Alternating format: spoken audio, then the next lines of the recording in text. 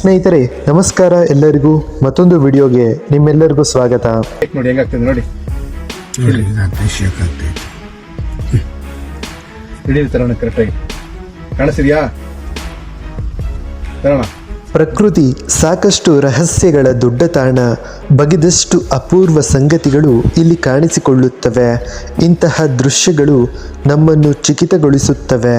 ನಮ್ಮ ಇಂತಹ ಸುಂದರ ಪರಿಸರದಲ್ಲಿ ಸಾಕಷ್ಟು ಅಪೂರ್ವ ಅದ್ಭುತಗಳು ಇವೆ. ನಿಸರ್ಗ ನಿರ್ಮಿತ ಇಂತಹ ಅದ್ಭುತಗಳು ನಮ್ಮನ್ನು ತನ್ಮಯರನ್ನಾಗಿಸುತ್ತವೆ.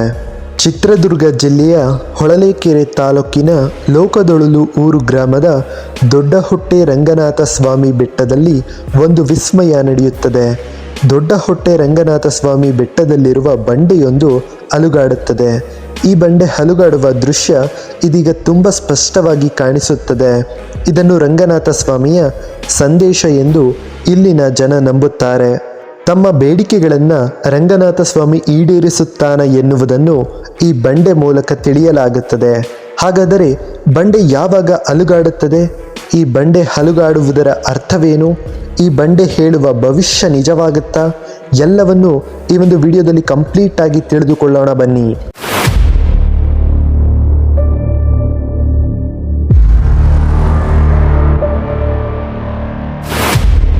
ಹೊಳಲ್ಕೆರೆಯ ದೊಡ್ಡಹೊಟ್ಟೆ ರಂಗನಾಥ ಸ್ವಾಮಿ ಬೆಟ್ಟದಲ್ಲಿರುವ ಈ ಬಂಡೆ ನೋಡಲು ಸ್ವಲ್ಪ ಬಸವನ ಆಕಾರದಲ್ಲಿ ಇದೆ.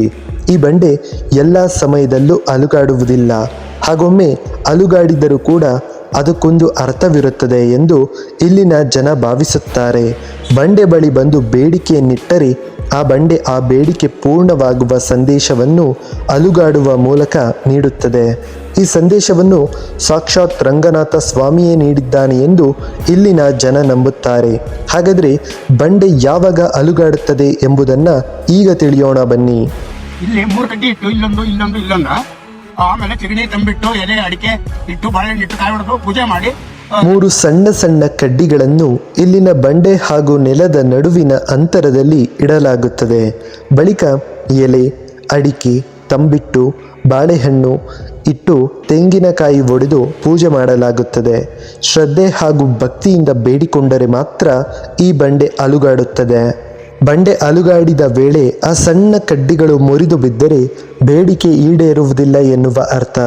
ಒಂದು ವೇಳೆ ಕಡ್ಡಿಗಳು ಮುರಿಯಲಿಲ್ಲ ಎಂದರೆ ಬೇಡಿಕೆ ಈಡೇರುತ್ತದೆ ಎಂದು ನಂಬಲಾಗುತ್ತದೆ. ಹಾಗಾದರೆ ಈ ಬಂಡೆ ಮುಂದೆ ಜನ ಏನೆಲ್ಲ ಬೇಡಿಕೊಳ್ಳುತ್ತಾರೆ ಎನ್ನುವುದನ್ನು ಈಗ ತಿಳಿಯೋಣ ಬನ್ನಿ. ನನಗೆ ಮಕ್ಕಳ ಭಾಗ್ಯ ಕೊಡಪ್ಪ ಅಂತ ಭಗವಂತ ಕೈ ಮುಗಿದ್ರೆ ಇದು ಏನ್ ಮಾಡುತ್ತೆ? ಗುಂಡು ತೂಗುತ್ತೆ. ಮಕ್ಕಳಾಗ ಯೋಗ ಇದ್ರೆ ಗುಂಡು ತೂಗುತ್ತೆ. ಈ ಕಡ್ಡಿಗಳು ಬಳಕಾಡ್ತಿರ್ತಾವ. ಆವಾಗ ಯೋಗ ಐತೆ ಅಂತೇಳಿ ಅವ್ರ ಹತ್ರ ಅವ್ರ ಮಕ್ಕಳಾಗ್ತಾವ. ಮಕ್ಕಳ ಭಾಗ್ಯ ಕೊಡುವ ಬಂಡೆ.